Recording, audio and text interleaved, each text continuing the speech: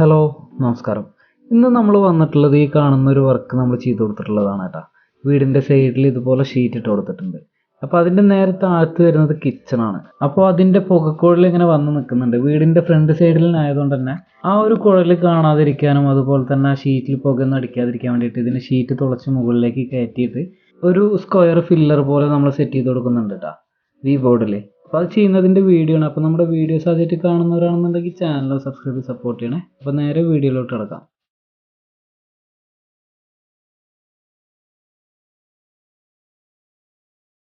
നമുക്ക് ആദ്യം തന്നെ ചെയ്യാനുള്ളത് താഴത്ത് പകുതി വരെ വന്ന് നിൽക്കുന്ന പുകക്കുഴലിന് ഇതുപോലെ ഷീറ്റ് കട്ട് ചെയ്തിട്ട് മുകളിലേക്ക് ഉയർത്തണ്ട.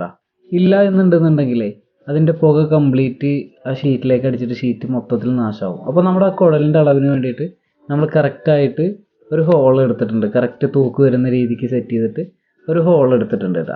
ഇനി നമുക്ക് ഇതിലേക്ക് ഒരു 10 അടി പൈപ്പിനെ നമ്മൾ കറക്റ്റായിട്ട് കയറ്റിയിട്ട് ഇതിൻ്റെ മുകളിലേക്ക് കയറ്റി വിടുകയാണ് ചെയ്തിരിക്കുന്നത് ആ ഹോളിലൂടെ.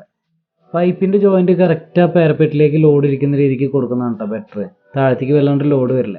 അതിന് വേണ്ടിയിട്ട് ഇതുപോലെ കൊടുത്തതിന് ശേഷം നമ്മൾ 1.25 സ്ക്വയർ ട്യൂബ് കൊണ്ട് ഇതുപോലെ കറക്റ്റ് ഒരു ഒരടി വരുന്ന രീതിക്ക് നമ്മൾ ഫ്രെയിം സെറ്റ് ചെയ്യാണ് ചെയ്യുന്നത്. ഈ വരുന്ന പൈപ്പിലേക്കാണ് കേട്ടോ നമ്മൾ വി ബോർഡ് സ്ക്രൂ ചെയ്ത് പിടിപ്പിക്കുന്നത്. അപ്പോൾ അതിൻ്റെ ഉൾഭാഗം നന്നായിട്ട് നമ്മൾ കറക്റ്റ് വെൽഡ് ചെയ്തെടുക്കുന്നുണ്ട്. പുറത്തടിക്കുന്നില്ല. പുറത്തടിക്കുമ്പോൾ വി ബോർഡ് അടിക്കുന്ന ടൈമിൽ പിന്നെ അത് സ്പോട്ടൊക്കെ ഗ്രൈൻഡ് ചെയ്ത് ഫിനിഷിങ് ആക്കേണ്ടി വരും. അപ്പോൾ ഉൾഭാഗത്ത് മാത്രമാണ് നമ്മൾ അടിക്കുന്നത്. ഉൾഭാഗം അതിൻ്റെ സൈഡ് മാത്രമേ അടിക്കുന്നുള്ളൂ. പുറഭാഗം വിടുകയാണ് ചെയ്യുന്നത്. ഇതുപോലെ മൊത്തത്തിൽ നമുക്ക് ഗ്രില്ല് സെറ്റ് ചെയ്യാനുള്ളതാണ്. അപ്പോൾ ഇതിൻ്റെ പരിപാടി കഴിഞ്ഞ് കഴിഞ്ഞാലാണ് നമുക്ക് ആ ഗ്രില്ല് സെറ്റ് ചെയ്യാൻ പറ്റുള്ളൂ. ഇല്ലാന്നുണ്ടെങ്കിൽ നിന്നിട്ട് പണിയെടുക്കാൻ പറ്റില്ല. അതുപോലെ തന്നെ കുറച്ച് ഭാഗം നമ്മൾ വി ബോർഡ് ഷീറ്റ് കാണാത്ത രീതിക്ക് സെറ്റ് ചെയ്തിട്ടുണ്ടായിരുന്നു പുറഭാഗത്ത്. അപ്പോൾ ഫ്രണ്ടിൽ നിന്ന് നോക്കുമ്പോൾ അതിൻ്റെ തുടർച്ച കിട്ടാൻ വേണ്ടിയിട്ട് നമ്മൾ ഇതിൻ്റെ ഈ പുറത്തേക്കുള്ള ചാട്ടോടി നമ്മൾ സീലിംഗ് പോലെ ചെയ്യുന്നുണ്ട് കേട്ടോ.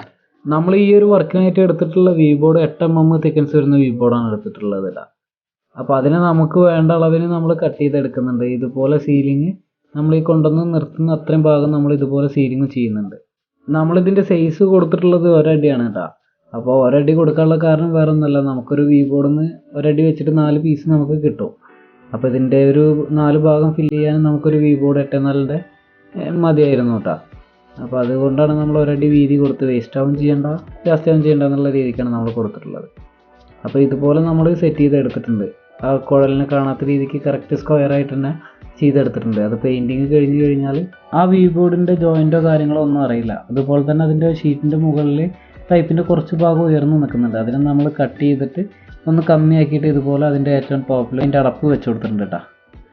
അപ്പോൾ പുക നേരെ വന്നിട്ട് മുകളിലൂടെ തന്നെ പോയിക്കോളും. അതിന് ശേഷം നമ്മൾ അതിൻ്റെ മുകളിൽ ഗ്രൗട്ട് തുണി ഇട്ടിട്ട് നേരെ കറക്റ്റായിട്ട് സിമെൻറ്റ് ഇട്ട് ലീക്ക് വരാത്ത രീതിക്ക് സിമെൻറ്റ് ഇട്ട് സെറ്റാക്കി കൊടുത്തിട്ടുണ്ട്.